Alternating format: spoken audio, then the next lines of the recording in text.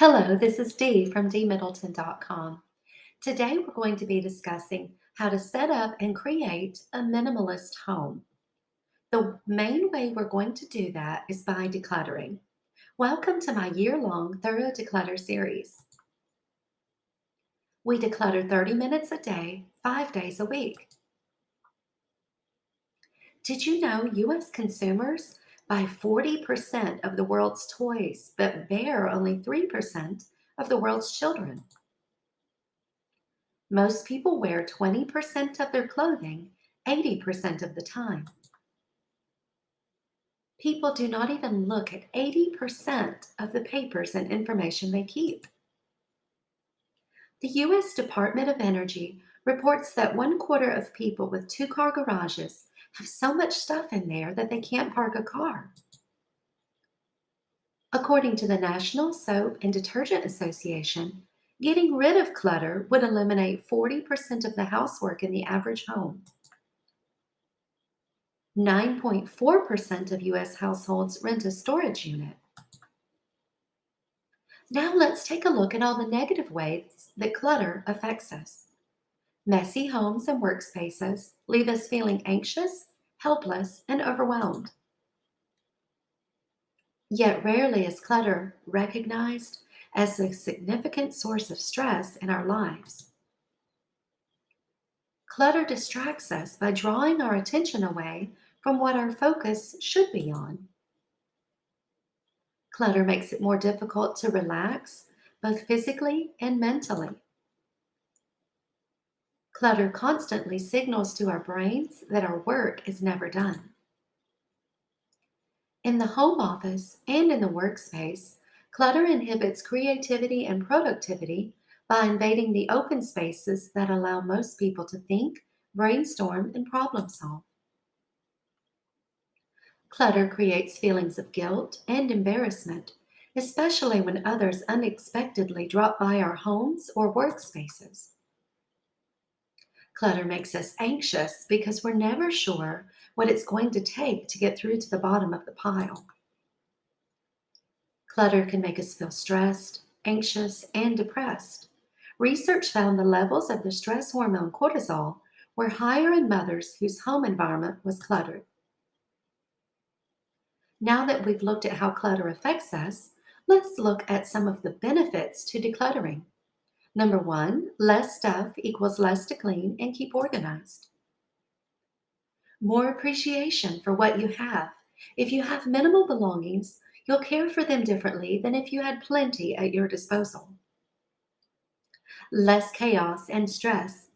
Minimalism has the benefit of lots of empty space, or in other words, more breathing room.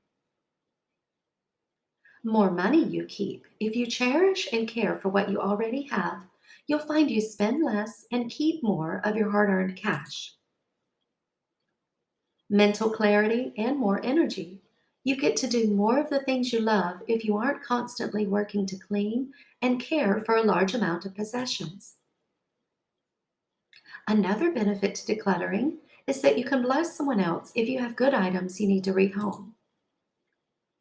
You'll begin to shop more thoughtfully.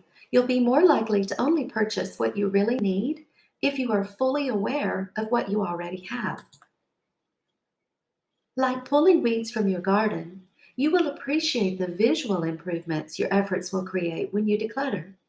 It is gratifying to look over a job and feel a sense of accomplishment.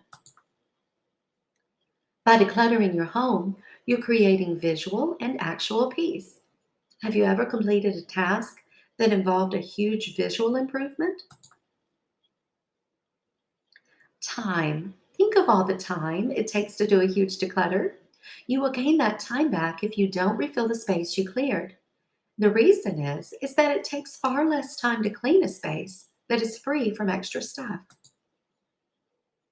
And finally, you'll enjoy more pleasant relationships with the ones you love who share your space. It is far easier to cuddle up with your little ones and read a book if the books are neatly organized and there's a clean spot to sit and snuggle. What if you could eliminate the clutter for good? I designed this year-long declutter series to help you slowly and permanently declutter your entire home. What you can expect. You will receive a daily declutter task for the specific room we are working on. We will move step by step through the process to declutter every room and space in your home. Currently, we are working on the first bathroom. Your daily task for today, April 29th, 2022, is to declutter your curlers and hair appliances. Here are a few guidelines to help you. Number one, declutter any broken and unwanted items. Number two, get rid of items that you haven't used in a year. And number three, declutter any hairstylers you never plan to use. Here are a few tips as you begin your declutter. Number one, only spend time on your specific daily task. Number two, do not get sidetracked or distracted. Number three, work within a time of day that you have the most energy and stamina.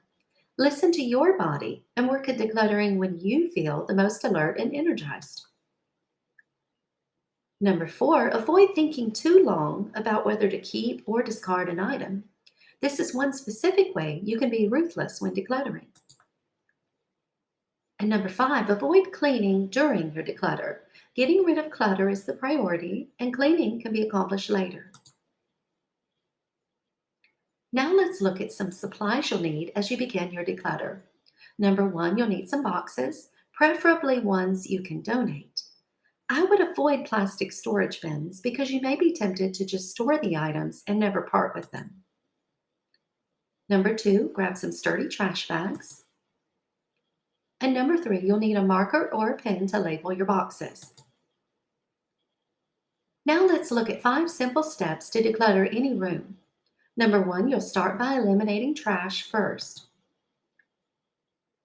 Number two, you'll begin to sort your items by category if needed so you can see what you have.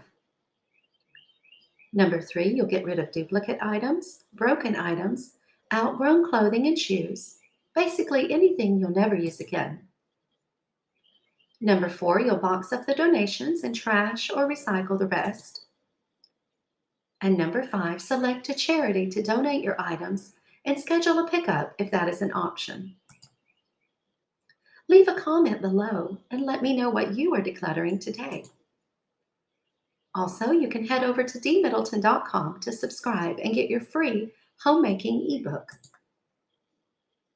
You can also find my declutter principles and deep cleaning principles over at dmiddleton.com.